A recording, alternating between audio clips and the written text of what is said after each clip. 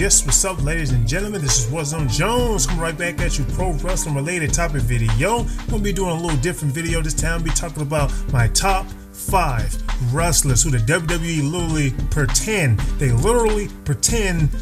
don't exist. Now, some of these guys, they are still pretending don't exist. Some of these guys, well, they're not doing it so much anymore, but at some point they pretended that some of these guys didn't exist. Now, we're gonna start off with number 5. We're gonna go 5 and we're gonna go all the way down to number 1. Start off with Brock Lesnar. Yes, Brock Lesnar, the Beast Incarnate. At one point, they pretended like the Brock Lesnar didn't exist for so long, at least like 8 years. They was pretending like Brock Lesnar didn't exist. Brock Lesnar was the youngest WWE World Heavyweight Champion at the age of 25, and they actually erased that accomplishment basically by getting Randy Orton to be the youngest world champion at the age of 23. So yes, Brock Lesnar used to be the youngest world champion until they gave it to the next big come up, Randy Orton. Now, Brock Lesnar was leaving a company to go play football, and he had a really bad match at WrestleMania, which was also a dream match. It sucked, and that left a bad taste in the company's mouth. It left a bad taste so long that they decided to not talk about him at all for about at least 8 years or more. So moving on from that, obviously Brock Lesnar is now back in the WWE. But moving on to my next guy, I want to talk about Muhammad Hassan. You haven't seen Muhammad Hassan before? Go ahead, check.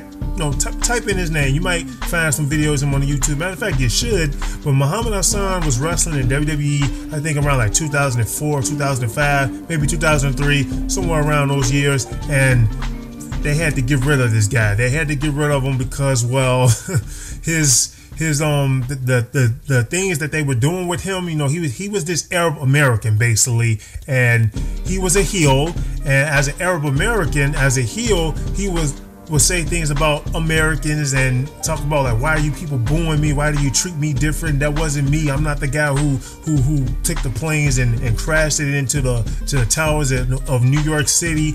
And he was real controversial. He was a heel. He was getting booed. So I would say the way they was building him up was definitely working until an actual terrorist attack. Again, not the 9/11 one, but it was another one where a whole bunch of people got killed, and they were basically tying his character in with terrorist elements sometimes. And I think the WWE got a call from somebody. It probably was the government. They got a call from somebody, and the WWE basically got scared, and they decided to get rid of the Muhammad Hassan character and fire this guy, because this guy never came back with another character at all. Like, this guy just got fired immediately. Not fair to him, but the WWE will definitely do what they feel like they gotta do, to stay in good business. Let me check my list. Next, we got Hulk Hogan. Hulk Hogan, the biggest WWE legend in the history of the WWE. They are literally pretending like this man don't exist. Hulk Hogan, the greatest babyface like ever. And I understand why, because, well, of his racist slurs that it said that he had said on the internet, the N-word. So I'm not gonna get too much into it because I already did a video on that. Check that video out for me if you haven't seen it. They had to get rid of Hulk Hogan because of this whole N-word thing. So they got rid of him. And as far as how long they're going to do it, I just don't know. But they took him out of the Hall of Fame, erased his name from the history books as a WWE champion. Everything just gone. But next, Macho Man Randy Savage. Now, Macho Man Randy Savage, a guy who is just as big of a legend pretty much as Hulk Hogan.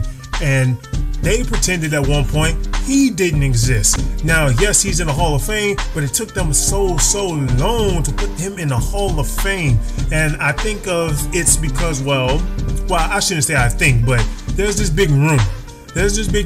That he had sex with Stephanie McMahon when he was in the WWE around that time.